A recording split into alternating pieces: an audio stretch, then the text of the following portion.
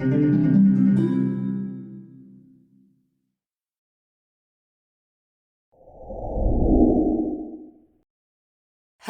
and welcome. My name is Lynn, and today I am going to make a full front shaker card. And this is probably the easiest shaker card you could possibly make. I'm starting off with a panel from one of the Cat Scrappiness slimline paper pads.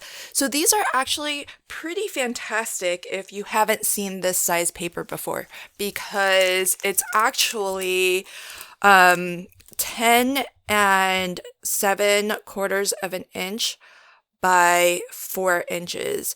And if you're like me and you like to make USA 2 size cards, that 4-inch width is perfect. And then you just need to trim it down to 5 1/4, and you can actually get two 5 1/4 panels from each of these sheets. So not only is this great for your slimline cards, but it's fantastic for your USA 2 size cards too. It's actually larger than what you would need for a slimline card. And Cat Scrappiness has just released two sizes of full front shaker pockets. So these are really, really nice heavyweight acetate. One thing to remember is on the side that's opposite of where the liner is, what I'm peeling off now, there's actually a protective film that you can just peel off. That helps to keep the acetate from getting scratched up. So you want to peel that off just right before you start your project. And these shaker pockets are so convenient. They already have your glue tabs. The glue tabs are already nicely mitered in the corners.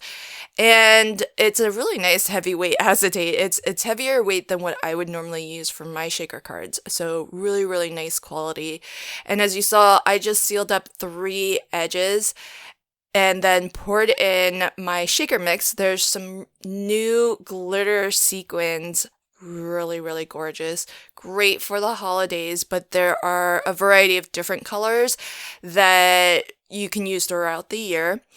And the trickiest part for me on this style of shaker card is how much fill to put in, because it is a large window. So don't be tempted to fill it up all the way, because you still want some movement. You still want, if you're like me and you're using some pattern paper behind your shaker pocket, you want to be able to see that.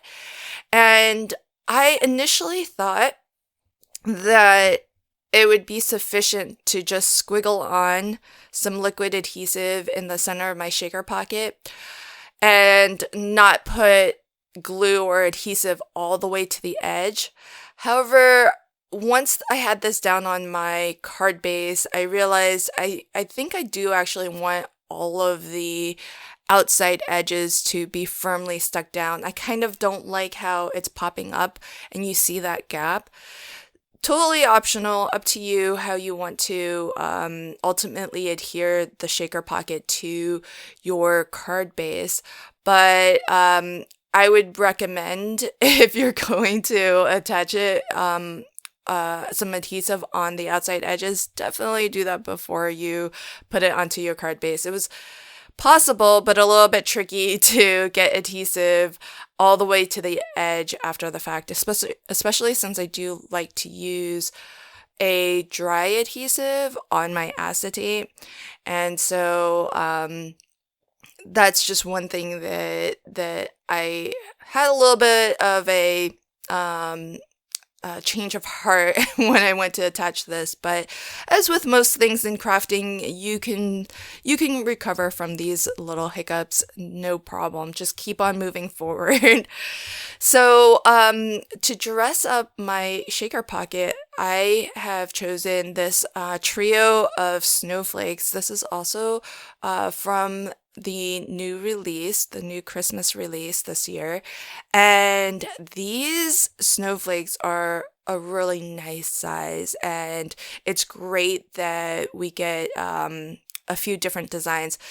I'm not even going to detab and separate these dies at all, because I've actually started to do this a lot more now, where I just separate or detab the dies that are nestled inside of an outline die.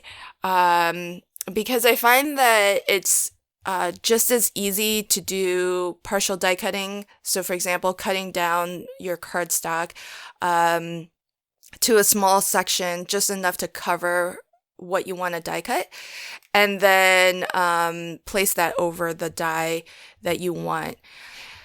The only time where I completely detab a die these days is, like I mentioned, if it's actually nestled inside another die, which I always appreciate, because that means they're just trying to maximize how much metal they're giving you.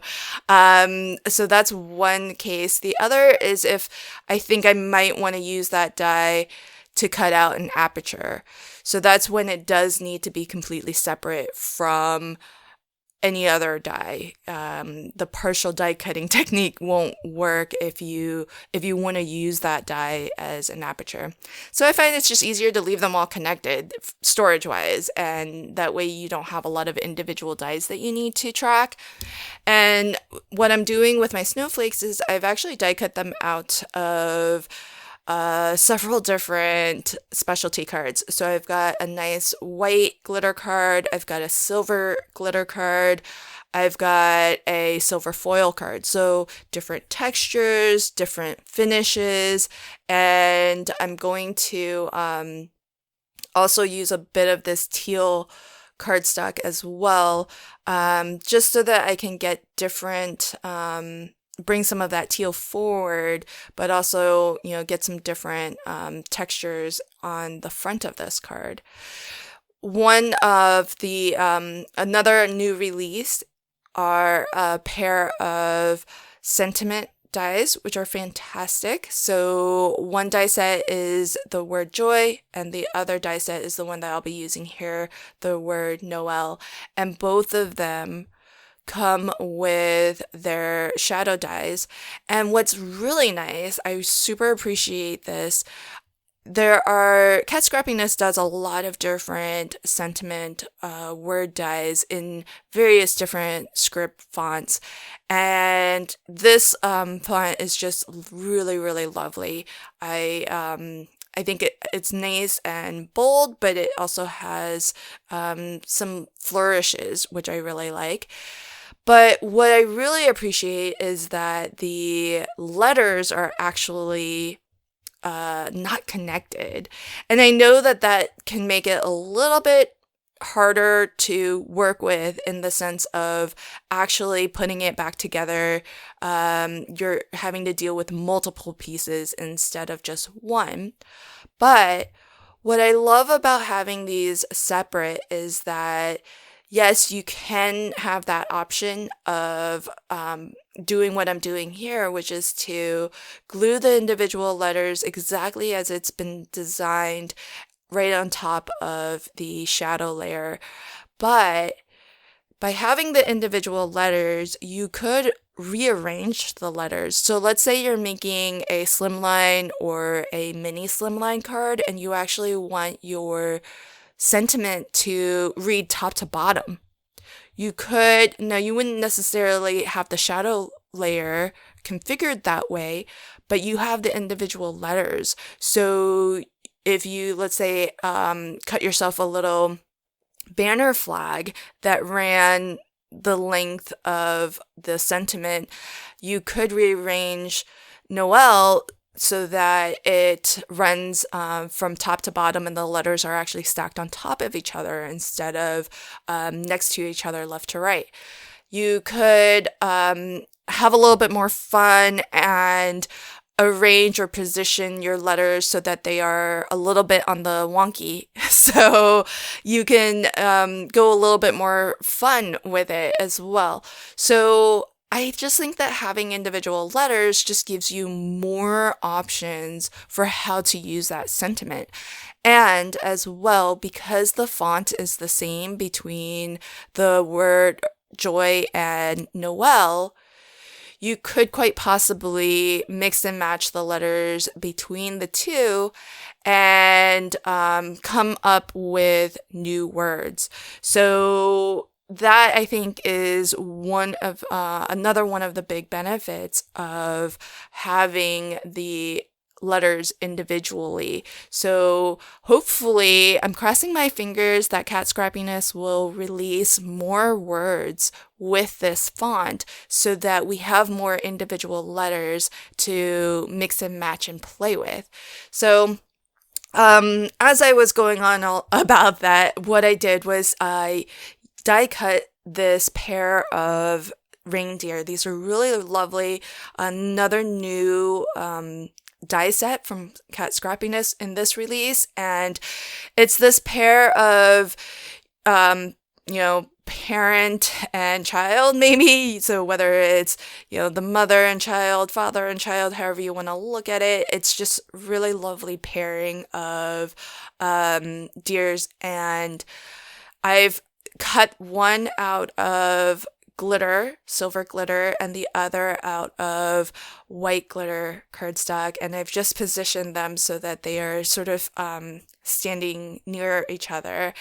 And I love the position of these deers because it kind of looks like the adult deer, the larger deer, is looking back at the smaller deer. So kind of fun to position them, and I could see myself building out like a full scene. Here I'm just using them in just right on the front of my shaker card here, but I could totally see creating a full sort of Christmas scene with them, or just a winter scene, really.